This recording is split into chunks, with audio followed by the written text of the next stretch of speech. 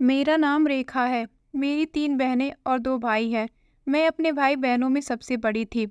जब मैं बहुत छोटी थी, तो मेरे माता-पिता का देहांत हो गया था। इसीलिए मेरे भाई-बहनों की ज़िम्मेदारी अब मेरे कंधों पे आ गई थी। किसी रिश्तेदार ने भी हमारा साथ नहीं दिया था। कुछ दिनों तक तो हमारे पड़ोसियों ने हमें खाने को दिया, लेकिन वो लोग भी कब तक हमारा सहारा बनते। आखिरकार मुझे अपने भाई-बहनों का पेट पालने के लिए कुछ तो करना पड़ता। मैं कब तक ऐसे हाथ पे हाथ रखकर बैठी रहती। मैं अपने भाई-बहनों को भूख के लिए रोता बिलखता हुआ नहीं देख सकती। मैंने कुछ जगह नौकरी तलाश की, लेकिन कहीं भी मुझे कोई नौकरी नहीं मिली। मैं बहुत ज़्यादा परेशान थी। मुझे कुछ समझ में नहीं आ रहा था कि आखिर मैं क्या करूं, जिससे कुछ पैसे कमा सकूं और अपने भाई-बहनों का पेट पाल सकूं। फिर एक दिन हमारे पास वाली आंटी हमारे लिए खाना लेकर आई। मैंने उनसे कहा कि आंटी, अगर आपको आपकी नज़र में कोई काम है तो मुझे बताइए। मैं कुछ काम करके अपने भाई बहनों का पेट पालना चाहती हूँ। मैं नहीं चाहती कि मेरे भाई बहन दूसरों के आगे हाथ फैलाए। उन्होंने मुझसे कहा कि बेटी, मैं किसी नौकरी को तो नहीं जानती, लेकिन मेरे घर जो टैक्सी लेकिन मेरा बेटा जो टैक्सी चलाता था, अब वो हमारे घर में ऐसे ही खड़ी रहती है। क्योंकि मेरे बेटे की नौकरी विदेश में लग गई है, तो वो वहाँ चला गया है। अगर तुम चाहो तो वो टैक्सी चलाकर अपना गुजारा कर सकती हो। मैंने कहा, आंटी, मैं एक लड़की होकर टैक्सी कैसे चला सकती हूँ? उन्होंने कहा, बेटी, आजकल लड़कियाँ सब कुछ कर रही हैं। तुम्हें हिम्मत की ज़रूरत है। तुम हिम्मत करो और टैक्सी चलाओ। उससे जो भी पैसे कमाओगी, तुम्हारे भाई बहन के और तुम्हारे काम आएंगे। मैं चाहती थी कि मुझे कोई नौकरी मिल जाए, लेकिन फ़िलहाल मुझे कोई नौकरी नहीं मिल रही थी। इसीलिए मैंने टैक्सी चलाने का फ़ैसला कर लिया। मेरे भाई बहनों ने मुझे मना किया कि दीदी, आप टैक्सी नहीं चलाओ। हम भूखे रह लेंगे, लेकिन आप यह काम ना करो। इसमें आपको बहुत ज़्यादा परेशानी का सामना करना पड़ेगा। लेकिन मैंने उनको समझाया कि तुम फिक्र मत करो, मैं अपना ध्यान रख लूँगी। यह कह के मैं टैक्सी लेकर निकल गई। उस दिन मैं पहली बार टैक्सी चलाने निकली थी। मुझे बहुत ज़्यादा डर लग रहा था, क्योंकि आज से पहले मैंने ऐसा कोई काम नहीं किया था। अब मैं रोड पर खड़ी हुई सवारी का इंतज़ार कर रही थी कि कोई मेरी टैक्सी में आके बैठे। कुछ देर खड़े होने के बाद एक आदमी आया और उसने मुझसे कहा कि स्टेशन तक जाना है। मैंने कहा, ठीक है, बैठ जाओ। वह आदमी मुझे अजीब नज़रों से देख रहा था। मुझे बिल्कुल भी अच्छा नहीं लग रहा था, लेकिन मैं उसे मना नहीं कर सकती, क्योंकि अब मेरी मजबूरी थी। मुझे शाम तक पैसे कमाने थे और अपने घर का राशन लेकर जाना था, जिससे मेरे घर का खाना बन सके और मेरे भाई बहन का पेट भर सके। पूरे रास्ते वह आदमी सिर्फ मुझे ही देखता रहा, लेकिन मैं सामने देखकर टैक्सी चलाती रही। आज सारा दिन में मैं सिर्फ 200 ही रुपया कमा सकी। सारा दिन इतना मेहनत करने के बाद रात को मैं खाली हाथ अपने घर नहीं जा सकती थी, इसलिए कुछ खाने का सामान अपने घर लेके गई। मेरे भाई बहनों ने जैसे ही मुझे देखा, वह मुस्कुराकर मेरे पास आए और मुझसे कहने लगे कि दीदी, आपने खाने के लिए क्या लेकर आई है? हमें बहुत भूख लगी है। हम आपका ही इंतज़ार कर रहे थे। बताइए ना, आप क्या लेकर आई हैं? मेरे भाई-बहनों ने मुझसे सवाल करने शुरू कर दिए। तब मेरी एक बहन ने कहा कि दीदी थक कर सारा दिन मेहनत करके घर आई है और तुम लोगों ने आते ही उनका जान खाना शुरू कर दी। उन्हें चैन से बैठने तो दो, उनसे पानी के लिए तो पूछ लो, लेकिन तुम लोगों की आते ही सवाल शुरू कर दिए। मेरी बहन ने मुझे पानी का गिलास दिया। मैंने पानी पिया और थोड़ा जो खाने के लिए लाई, मैंने उनके हाथ में दे दिया। उसने सबको खाना खिलाया और फिर सब सो गए, लेकिन मेरी आंखों में तो नींद गायब हो गई थी। मैं यही सोच रही थी, आखिर मैं अपने भाई बहनों का पेट कैसे पालूं, उनको कैसे पढ़ाऊं। मेरा सपना था कि मैं अपने भाई बहनों को पढ़ाना चाहती थी, उनको अपने पैरों पर खड़ा करना चाहती थी, लेकिन इतने कम पैसों में तो सब कुछ मुमकिन नहीं था। इन पैसों से तो हमारा गुजारा होना ही मुश्किल था। यही सब कुछ सोचते सोचते कब मेरी आंख लग गई, मुझे पता ही नहीं चला। सुबह जब मेरी आंख खुली तो मैं फिर से अपने काम पे निकल गई। मैं फिर से सड़क पर खड़े होकर सवारी आने का इंतजार कर रही थी। ज़्यादातर मेरी टैक्सी में आदमी ही बैठते थे और वे लोग मुझे खास जाने वाली नज़र से देखते थे। उन्हें लगता था कि टैक्सी चला रही हूँ तो एक आवारा लड़की हूँ। लेकिन मुझे यह सब कुछ अच्छा नहीं लगता था, लेकिन यह मेरी मजबूरी थी। मुझे यह काम करना ही था, क्योंकि इसके अलावा मेरे पास कुछ और काम नहीं था। रात हो गई थी, मेरे घर जाने का समय हो गया था, लेकिन मैंने सोचा क्यों ना कुछ और देर टैक्सी चला लें, मेरे पास थोड़े और पैसे हो जाएंगे तो अच्छा रहेगा। ये सोचकर मैं रोड पर खड़ी सवारी का इंतजार कर रही थी। उसी समय 2-3 लड़के मेरे पास आकर मुझे गंदे-गंदे कमेंट पास करने लगे, लेकिन मैंने उनकी तरफ नहीं देखा। मैं उन लोगों को इग्नोर करने लगी, लेकिन मुझे उनसे बहुत ज़्यादा डर लग रहा था। आज से पहले मेरे साथ ऐसा कभी नहीं हुआ था। रात में मैं यहाँ अकेली खड़ी थी, मेरे साथ कोई और नहीं था। तभी उनमें से एक लड़का मेरे पास आया और मुझसे बोला, हाँ मैडम, आज रात का क्या लोगी? मैंने उससे कहा कि क्या बकवास कर रहे हो, अपनी बकवास बंद करो और यहाँ से चलती बनो, मैं कोई ऐसी वैसी लड़की नहीं हूँ। तब उनमें से दूसरे लड़के ने मुझसे कहा कि अगर तुम ऐसी वैसी लड़की नहीं हो तो वहाँ इतनी रात अकेली क्यों खड़ी हो? शरीफ लड़कियाँ तो रात को अकेले घर से बाहर नहीं आती, और तुम यहाँ खड़े होकर अपने आशिक का इंतजार कर रही हो। क्यों ना तुम हमें ही अपना आशिक समझ लो और हमारे साथ थोड़ा वक्त गुजार लो। उनकी यह गंदी बातें सुन के मैं आगे बढ़ने लगी। तभी उनमें से एक लड़के ने मेरा हाथ पकड़ा और मुझे अपनी तरफ खींचा। मैंने खुद को उसे छुड़ाने की बहुत कोशिश की, लेकिन उन लोगों के इरादे नेक नहीं लग रहे थे। एक लड़के ने मेरा दुपट्टा खींचकर फेंक दिया, तो मैंने चिल्लाना शुरू किया, कोई है, बचाओ मुझे, यहाँ कोई है। तभी उन्होंने कहा कि यहाँ पर कोई नहीं है, बस तुम और हम ही हैं। हमें पता है कि तुम भी यहाँ पर इसी काम के लिए खड़ी हो, तो फिर इतने नखरे क्यों कर रही हो?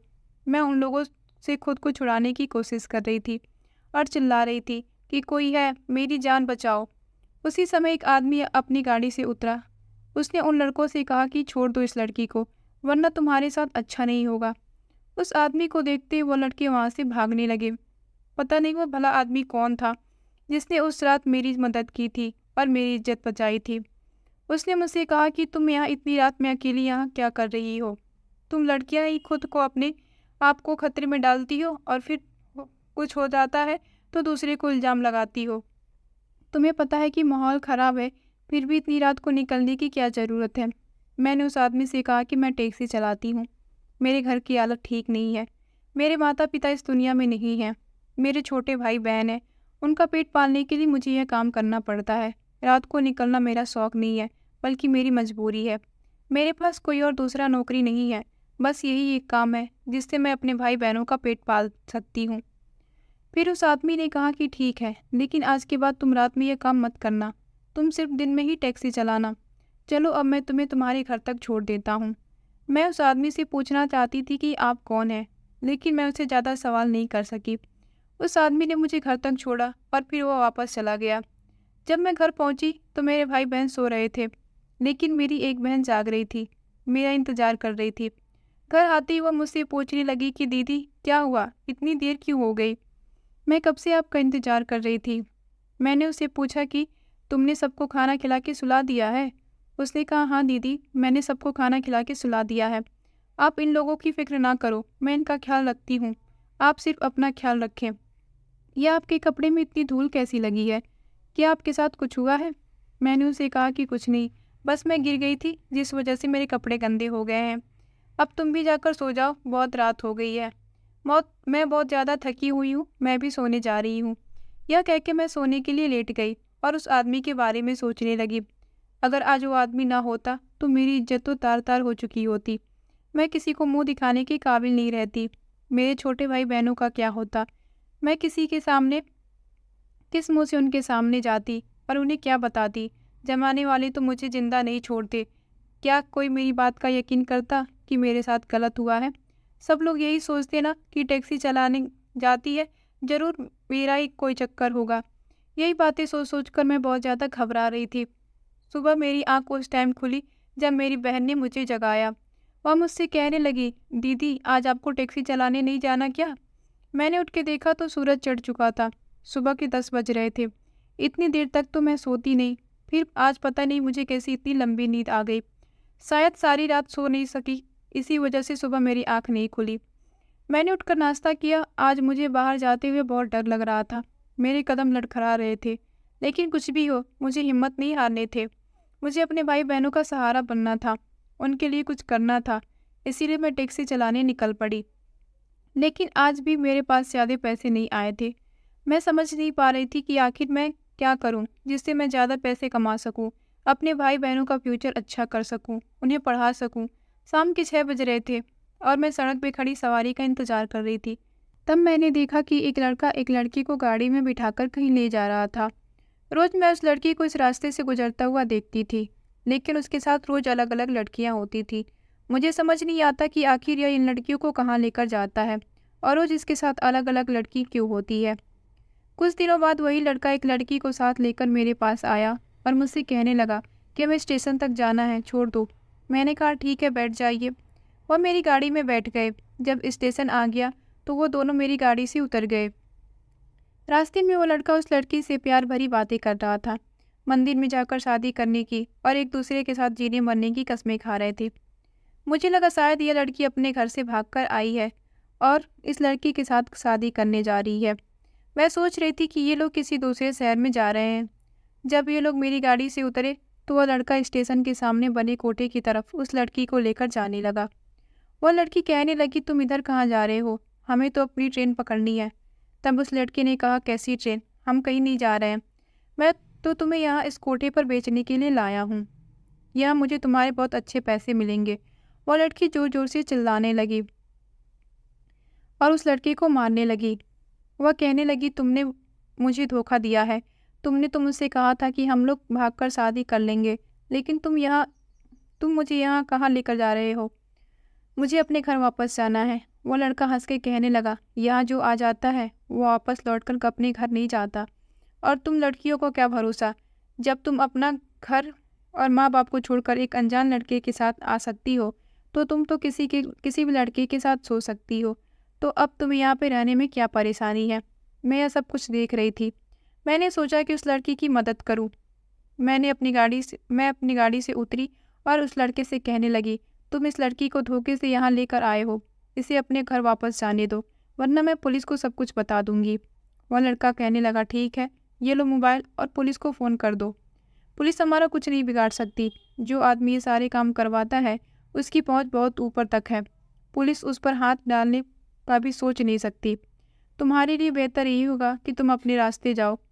इस लड़की का क्या करना है वह मैं खुद देख लूँगा। अगर तुम बीच में पड़ी तो तुम्हारे साथ भी अच्छा नहीं होगा। मैं अकेली लड़की कुछ नहीं कर सकती थी, इसलिए उन लोगों को वहीं छोड़कर वापस अपने घर आ गई। मैंने सोचा कि कहीं मेरे साथ कुछ गलत ना हो जाए। वैसे भी पहले मेरे साथ गलत होते होते बचा था। अब मैं कोई रिस्क लेना नहीं चाहती थी, क्योंकि मेरे घर पे भी मेरे छोटे भाई बहन थे। अगर मुझे कुछ हो जाता तो उनका सहारा कौन बनता? मैं चाहकर भी उस लड़की की मदद नहीं कर पाई थी। 2-3 दिन बाद फिर से वो लड़का मेरे पास आया और मुझसे कहने लगा कि हमें स्टेशन तक छोड़ दो। मैंने उसे साफ साफ मना कर दिया तो उसने मुझसे कहा कि तुम्हें जितने पैसे चाहे ले लेना, लेकिन हमें स्टेशन तक छोड़ दो। रात का टाइम है, हमें कोई गाड़ी नहीं मिलेगी, इसलिए मैं तुमसे कह रहा हूँ, तुम जितने चाहे उतने पैसे ले लेना।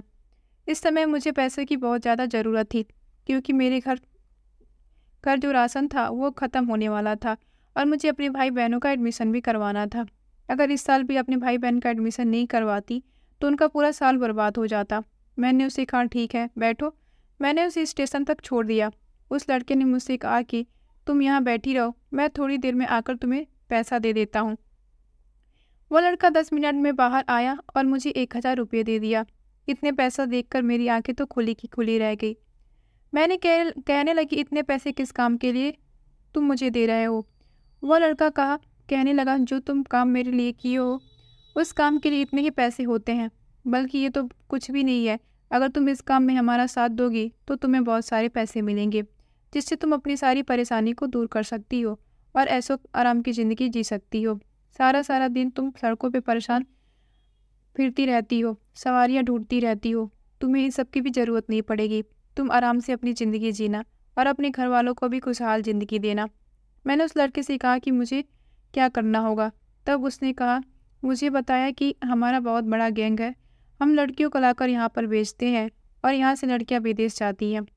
तुम्हारा बस इतना काम है कि हम तुम्हें जब भी बुलाएं तुम अपनी टैक्सी लेकर आ जाना और जहाँ पे हम कहें उन लड़कियों को छोड़ देना। इसके बदले तुम्हें बहुत सारे पैसे मिलेंगे। मैंने उससे कहा कि ठीक है, मैं सोचकर बताऊंगी।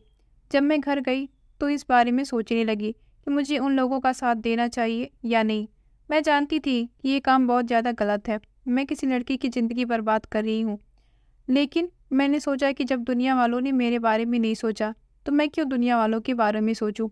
मैं वही काम करूँगी जिससे मुझे ज़्यादा पैसा मिले।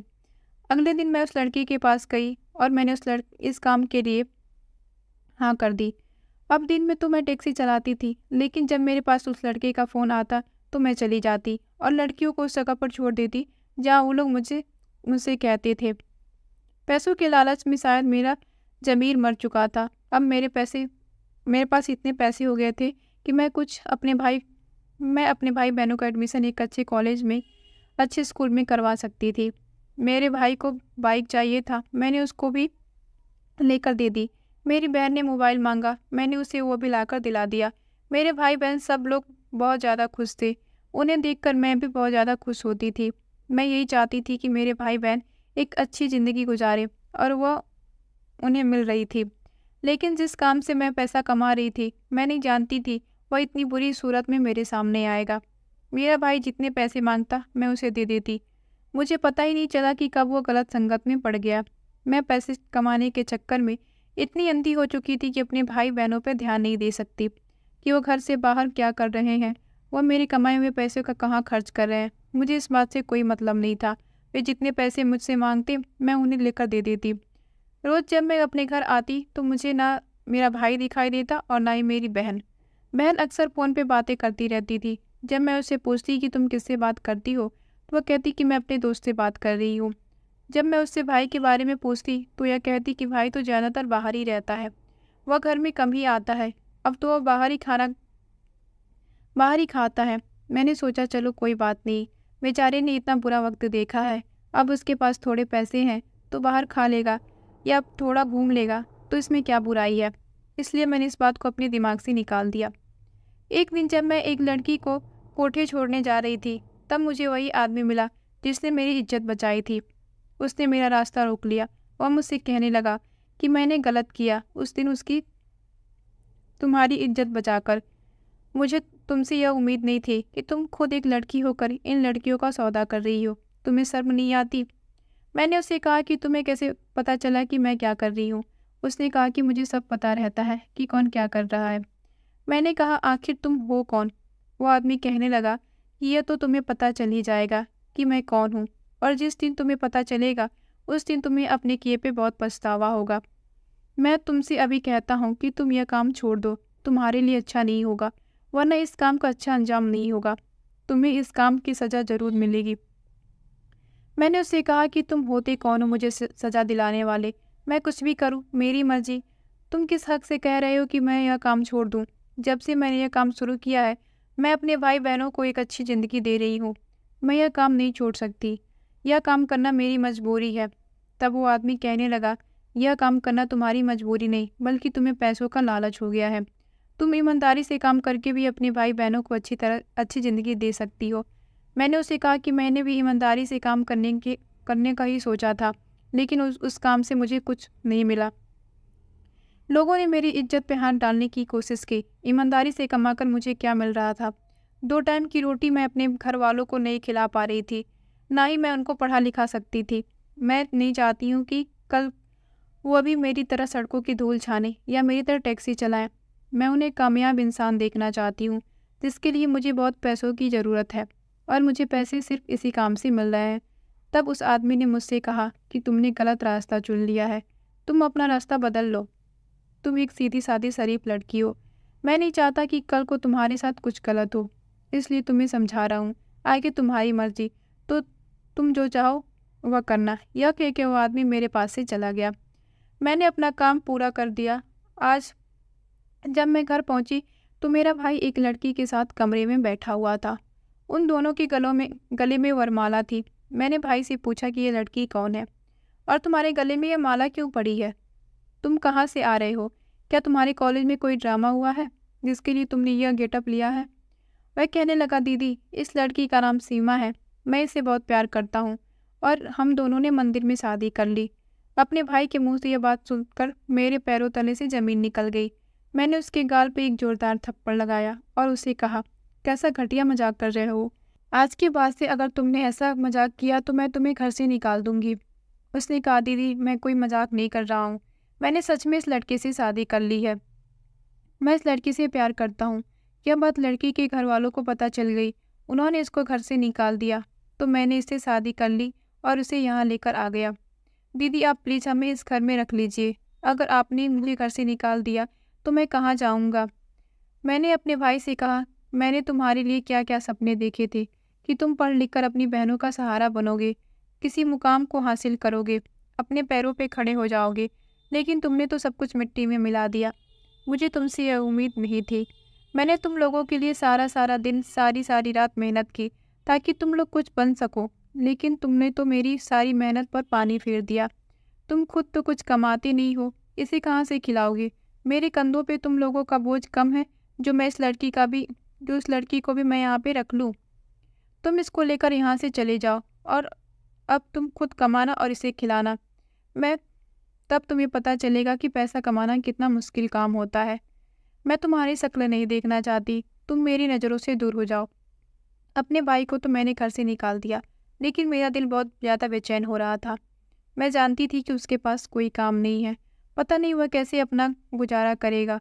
लेकिन मैं और क्या करती, इसके अलावा मेरे पास कोई और चारा नहीं था। जब उसके ऊपर जिम्मेदारी पड़ेगी तभी तो वो खुद काम ढूंढेगा और मेहनत से काम करेगा। अगर मैं उसे यहाँ पे रख लेती तो उसे अपनी जिम्मेदारी का एहसास नहीं होता। वह हमेशा मेरे ही ऊपर पड़ा रहता। वह हमेशा मुझसे उम्मीद लगाता कि मैं उसे पैसे दूंगी और उसका खर्च उठाऊंगी। मैं आज बहुत ज़्यादा रोई थी क्योंकि अपने भाई की हरकत से मैं टूट चुकी थी। मुझे उससे बहुत ज़्यादा उम्मीद थी। खैर जो भी हो, जो उसने कर दिया था अब उसे बदला नहीं जा सकता था। मैंने रोज़ की तरह अपने काम पर जाना शुरू कर दिया। अब मैं समझ गई थी कि मेरी दी हुई आज़ादी और पैसों का मेरे भाई बहन गलत फ़ायदा उठा रहे हैं। इसलिए मैंने अपनी बहन पे भी नज़र रखना शुरू कर दी। एक दिन मैंने अपनी बहन को एक लड़के से फ़ोन पर बात करते हुए सुना। मैंने अपनी बहन से पूछा कि यह कौन है, तो वह कहने लगी, दीदी मैं इस लड़के से प्यार करती हूँ और वह भी मुझसे बहुत ज़्यादा प्यार करता है। हम एक दूसरे से शादी करना चाहते हैं। अपनी बहन की बात सुनकर मुझे बहुत ज़्यादा अफसोस हुआ। मैंने उससे कहा कि क्या मैंने तुम्हें इसीलिए मोबाइल दिया था कि तुम लड़कों से बात करो? मैं तो सोचती थी कि तुम पढ़ाई करती हो, तुम भी अपने भाई से कम नहीं हो, तुम अपने भाई की तरह नहीं हो, लेकिन तुम भी तो अपने भाई की तरह निकली। मैंने उसी समय उससे मोबाइल ले लिया और उससे कहा कि तुम अपनी पढ़ाई पे ध्यान दो। अभी तुम्हारी उम्र यह सब करने की नहीं है। तुम पढ़ लिख कर एक कामयाब इंसान बन जाओ। मैं खुद तुम्हारी शादी एक अच्छे इंसान से करवा दूंगी। लेकिन मेरी बहन तो उस लड़के के प्यार में पागल हो चुकी थी। उसे मेरी कोई बात समझ नहीं आ रही थी। वह सारा दिन कमरे में बंद रहती, ना कुछ खाती ना कुछ पीती। उसकी ऐसी हालत देखकर मैं बहुत ज़्यादा परेशान हो गई। उसने मुझसे बात करना भी बंद कर दिया। जिन भाई बहनों के लिए मैंने अपने बारे में नहीं सोचा, वह भाई बहन ही मेरे साथ यह सब कुछ कर रहे थे। जिस ग्राहक के लिए मैं काम करती थी, एक दिन उस लड़के की मेरे पास कॉल आई। उसने मुझसे कहा कि एक लड़की को अर्जेंट पहुंचाना है, तुम आ जाओ। मैंने कहा ठीक है, मैं अभी आती हूँ। मैं उसी जगह जाकर खड़ी हो गई जहाँ से मैं लड़कियों को अपनी टैक्सी में बैठाती थी। 5 मिनट मैंने वहाँ खड़े होकर इंतज़ार किया। उसके बाद एक लड़की उसके साथ आई और मेरी टैक्सी में बैठ गई। लेकिन उस लड़की का चेहरा स्कार्फ से ढका हुआ था, सिर्फ उसकी आंखें दिखाई दे रही थी। मैंने उसे गौर से देखा तो वह लड़की बहुत ज़्यादा सहमी हुई लग रही थी। लेकिन मुझे इस बातों से कोई मतलब नहीं था। मुझे तो सिर्फ अपना काम करना था। उस लड़के ने मुझसे कहा कि इस लड़की को हमारे ठिकाने तक पहुंचा दो। मैं उस लड़की को कोठे तक लेकर पहुंची। कोठे के बाहर मैंने अपनी गाड़ी रोक दी और उस लड़की से कहा कि उतर जाओ, तुम्हारी मंजिल आ गई। उसने कहा कि आप मुझे कहाँ उतार रही हैं? मैंने कहा जहाँ तुम्हारे आशिक ने कहा है, मैं वहीं तुम्हें छोड़ रही हूँ। उस लड़की ने मुझसे कहा कि लेकिन उसने तो कहा कि यह तुम्हें एक महफूज जगह पर छोड़ेगी और मैं 1 घंटे बाद आकर तुमसे शादी कर लूँगा। यह जगह तो मुझे बहुत अजीब सी लग रही है। मैं यहाँ पे नहीं रुकना चाहती। आप मुझे कहीं और छोड़ दें। मैंने उसे कहा, यहाँ जो लड़की आती है वह यही कहती है और वह जो लड़का जो तुम्हारा आशिक है, जिसने तुमसे शादी का वादा किया था, वह हर लड़की के साथ ऐसा ही वादा करता है और फिर उस लड़की को यहाँ बेच देता है और तुम लड़कियाँ ऐसे लड़कों के जाल में फंस जाती हो और अपनी ज़िंदगी खराब कर देती हो। तुम घर से भागने से पहले ये नहीं सोचती कि तुम्हारे परिवार वालों का क्या होगा, वह तुम्हारे बगैर कैसे रहेंगे। अब तुम्हारा ठिकाना यही है, तुम अंदर जाओ। उस लड़की ने मेरा हाथ पकड़ा और अपना चेहरा खोल कर दिखाया। जब मैंने उस लड़की को देखा तो मेरे सर पे पहाड़ टूट चुका था। वो लड़की कोई और नहीं बल्कि मेरी बहन थी। मैं सपनों में भी नहीं सोच सकती थी कि आज उन लड़कियों की जगह मेरी बहन होगी, जिनको मैं बहुत ही आसानी से यहाँ पर छोड़कर चली जाती थी। वो लड़कियाँ मेरे आगे हाथ जोड़ती थी, लेकिन मैं उनकी एक नहीं सुनती थी। मैंने अपनी बहन से पूछा कि तुम यहाँ पर क्या कर रही हो? तुम तो घर पे थी। उसने मुझसे कहा कि दीदी, यह वही लड़का है जिससे मैं प्यार करती थी, जिस उसने मुझसे शादी का वादा किया था। जब आपने मुझसे मोबाइल ले लिया और मेरा घर से बाहर निकलना बंद कर दिया, तो मैंने रात अपनी आपके फ़ोन से उसे फ़ोन कर दिया था और उससे कहा था कि मुझे आकर ले जाए, और वो घर आकर मुझे ले आया। मुझे नहीं पता कि यह लड़का मुझे धोखा दे रहा है। आप सही कहती थी दीदी, मैंने आपकी बात नहीं मानी और आज इस जगह पे खड़ी हूँ। प्लीज़ दीदी, मेरी इज़्ज़त बचा लीजिए। मुझे घर वापस लेके चलिए। मैं हमेशा आपकी बात मानूँगी। आप जो कहेंगी मैं वही करूँगी। मैंने उससे कहा कि ठीक है, तुम गाड़ी में बैठो। मैं फ़ौरन वहाँ से अपनी बहन को लेकर घर वापस आ गई। घर आने के बाद मैं उन सारी लड़कियों के बारे में सोचने लगी, जिनको मैंने आज तक उस जगह पे पहुँचाया था। मैंने उन लड़कियों के साथ बहुत गलत किया था। उनकी ज़िंदगी बर्बाद करने में मेरा बहुत बड़ा हाथ था। जिन भाई-बहनों के लिए मैंने यह सब कुछ किया था, उन लोगों ने मेरे बारे में एक बार भी नहीं सोचा। मेरा पैसा कमाने का तरीका गलत था। शायद इसलिए मेरे भाई-बहनों ने भी गलत तरीका अपना लिया। अगर मैंने ईमानदारी से पैसा कमाया होता, तो मेरे भाई-बहन आज सही रास्ते पर चलते। काश मैंने ज़्यादा पैसे कमाने के चक्कर में गलत रास्ता ना चुना होता। मेरे भाई-बहन आज जो भी कर रहे हैं, वह सारी मेरी गलती है। मैंने बहुत सारी लड़कियों की ज़िंदगी बर्बाद कर दी थी।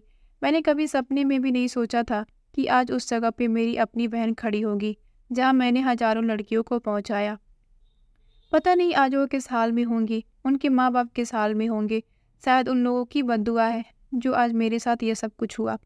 भगवान प्लीज़ मुझे माफ़ कर दो। मुझे अपने किए पे बहुत ज़्यादा पछतावा है। आज के बाद मैं कोई गलत काम नहीं करूँगी। मैं किसी लड़की को उस बर्बादी के रास्ते पे नहीं जाने दूँगी। मैं इन लोगों को बर्बाद करके रख दूँगी, जो लड़कियों को खिलौना समझते हैं और उनकी ज़िंदगी से खिलवाड़ करते हैं। कुछ पैसों के लिए वह उन्हें झूठे-झूठे वादे करते हैं, उन्हें सपने दिखाते हैं और उनकी ज़िंदगी नर्क से भी ज़्यादा बदतर बना देते हैं। मैंने आज तक जिन लड़कियों के साथ भी गलत किया है, मैं उनकी ज़िंदगी बचा कर रहूँगी। मैं खुद से वादा करती हूँ कि मैं इस ग्राहक को पकड़वा कर रहूँगी, अब चाहे मुझे भूखे ही क्यों ना रहना पड़े। लेकिन मैं गलत तरीके से पैसे नहीं कमाऊँगी। मैं यह सब बातें सोच रही थी कि अचानक मेरे दिमाग में उस आदमी का ख्याल आया, जिसने मुझे समझाया था कि तुम ईमानदारी से काम करो, तुमने गलत रास्ता चुन लिया है और इसमें तुम्हारा ही नुकसान होगा। उस आदमी ने बिल्कुल ठीक कहा था। अब मुझे उस आदमी को ढूंढना है, क्योंकि मुझे उसकी बहुत ज़्यादा ज़रूरत है। अगले दिन मैं उसी रास्ते पर खड़ी हो गई, जहाँ वह आदमी मुझे अक्सर मिलता था, लेकिन वह आदमी मुझे बहुत टाइम से नहीं मिल रहा था। कुछ दिनों के इंतजार के बाद आखिर वह आदमी मुझे मिल ही गया। मैंने उसकी गाड़ी रोकी, उससे कहा कि मुझे तुमसे कुछ बात करनी है। वह आदमी मुझसे कहने लगा, क्यों, तुम्हें मुझसे क्या बात करने की ज़रूरत पड़ गई? मैंने कहा, प्लीज़ मुझे माफ़ कर दो। आपने जो कहा था वह ठीक कहा था। मैं गलत रास्ते पे चढ़ पड़ी थी, लेकिन अब मेरी आंखें खुल चुकी हैं। अब मैं किसी लड़की की ज़िंदगी बर्बाद नहीं होने दूंगी, बल्कि मैंने खुद से वादा किया है कि मैं इस ग्राहक को पकड़वा कर रखूँगी, जो लड़कियों को बेचता है। मुझे इसमें आपकी मदद की ज़रूरत है। मैं आपके बारे में जानना चाहती हूँ कि आप कौन हैं। अक्सर आप इस रास्ते पे मुझे क्यों मिलते हैं, जहाँ से वो लड़कियाँ कोठे तक पहुँचाई जाती है। फिर उस आदमी ने मुझे अपनी सच्चाई बताई। वह कहने लगा, मैं एक पुलिस ऑफिसर हूँ। इन लड़कियों के बारे में मुझे पता है कि लड़कियाँ मासूम हैं, इन्हें फंसाकर बेचा जाता है। लेकिन यह गिरोह बहुत बड़ा है, इसके पीछे बहुत बड़े बड़े लोग हैं। मैं उस रास्ते पर हमेशा इसलिए खड़ा होता हूँ ताकि मुझे कोई सबूत मिल जाए और मैं इसको पकड़ सकूँ। मैंने कहा कि इस काम में मैं आपकी मदद करूँगी, इन लोगों को पकड़वाने में। उस आदमी ने मुझसे कहा कि ठीक है, जब उस लड़की की कॉल तुम्हारे पास आए तो तुम मुझसे बात करना और बातों ही बातों में इसका उल्टा पूछना और जितनी इन्फॉर्मेशन निकलवा सको निकलवाने की कोशिश करना। मैंने कहा ठीक है। इस बार जब उस लड़के का फ़ोन मेरे पास आया तो मैंने उस लड़के से पूछा कि आपका अड्डा कहाँ पर है और आपके ग्रुप में कौन कौन से लोग हैं। उसने कहा कि तुम यह सवाल हमसे क्यों पूछ रही हो। मैंने कहा कि मुझे अब और ज़्यादा पैसा कमाना है, इसलिए मैं सबके बारे में पूछ रही हूँ। यह तो छोटा सा काम है, लेकिन मैं और कुछ करना चाहती हूँ। मैं तुम्हारे ग्रुप के लोगों से मिलना चाहती हूँ। उसने कहा कि यह तो बहुत अच्छी बात है। अगर तुम ऐसा करोगी तो इससे हमारी बहुत मदद हो जाएगी। मैं तुम्हें अपने सारे साथियों से मिलवाऊंगा। 8 बजे मुझे तुम इसी जगह पर मिलना। मैंने कहा ठीक है। यह बात मैंने उस पुलिस ऑफिसर को बता दी। उन्होंने मुझसे कहा यह तो बहुत अच्छी बात है। अगर तुम वहाँ पे जाओगी तो हम उन लोगों को रंगे हाथ पकड़ सकते हैं। तुम उस लड़के के साथ ज़रूर जाना। तुम्हें डरने की ज़रूरत नहीं है। तुम अपना फ़ोन ऑन रखना, मैं तुम्हारे पीछे ही रहूँगा। वो लड़का अगले दिन मुझे अपने साथियों से मिलवाने के लिए अपने अड्डे पे ले गया। वहाँ बहुत सारे लोग बैठे हुए थे। वो लोग मुझे बहुत ज़्यादा अमीर लग रहे थे। वहाँ कुछ लड़कियाँ भी थीं। मौका पाकर मैंने पुलिस ऑफिसर को कॉल कर दी। वह आदमी वो अपनी टीम के साथ इन लोगों के अड्डे पर पहुंच गया और इन सबको गिरफ्तार कर लिया गया। वहाँ जो लड़कियां थीं उनको उनके घर भेज दिया गया और जो लड़कियां ये लोग बेच चुके थे उनके बारे में पुलिस पूछताछ कर रही थी। और जैसे जैसे जिस लड़की के बारे में पता चल रहा था ये लोग उसको छुड़ाकर उसके घर भेज रहे थे। इन सारे लोगों को सज़ा हो चुकी थी। सज़ा की हकदार तो मैं भी थी, लेकिन मैंने इनको पकड़वाने में मदद की थी, इसीलिए मुझे सज़ा नहीं हुई थी। अदालत ने मुझे जुर्माने के तौर पे 50,000 रुपये जमा करने के लिए कहा था। आज मैं बहुत ज़्यादा खुश थी। मैंने जितना पाप किया था उसका मैं प्रायश्चित कर चुकी थी। उस पुलिस ऑफिसर ने मुझे एक एनजीओ में नौकरी दिलवा दी थी। अब मैंने टैक्सी चलाना छोड़ दी थी। मैं एनजीओ में नौकरी कर रही थी और एक दिन मेरा भाई मुझसे मिलने के लिए आया। उसने मुझसे माफ़ी मांगी तो मैंने उसे माफ़ कर दिया। अब उसकी भी नौकरी लग चुकी थी। वह अपनी पत्नी का खर्चा खुद उठा सकता था। मेरी बहन को भी अपने किए पे बहुत ज़्यादा अफसोस था। उसने अपनी पढ़ाई पे बहुत ज़्यादा ध्यान दिया था और वह पढ़ लिख कर डॉक्टर बनना चाहती थी। उसका यह सपना पूरा करने में मैं उसकी मदद कर रही थी। उस पुलिस उस पुलिस ऑफिसर का नाम राजीव था। राजीव मुझे पसंद करने लगा था और मैं भी दिल ही दिल में उसे पसंद कर रही थी। एक दिन राजीव ने मुझे शादी के लिए प्रपोज किया तो मैंने हाँ कर दी, लेकिन मैंने उससे कहा कि मैं शादी के बाद भी नौकरी करना चाहती हूँ, क्योंकि मुझे अपने भाई बहनों का ध्यान रखना है, उन्हें पढ़ाना है। राजीव ने कहा कि तुम फिक्र मत करो, तुम्हारे भाई बहन मेरे भी भाई बहन हैं, मैं उनका हमेशा ख्याल रखूँगा। कुछ दिनों बाद मेरी और राजीव की शादी हो गई। मैं राजीव के साथ बहुत ज़्यादा खुश थी। दोस्तों, उम्मीद करती हूँ कि आपको यह कहानी पसंद आई होगी। कहानी पसंद आई है तो वीडियो को लाइक करें। चैनल पर नए हैं तो चैनल को सब्सक्राइब करें। धन्यवाद।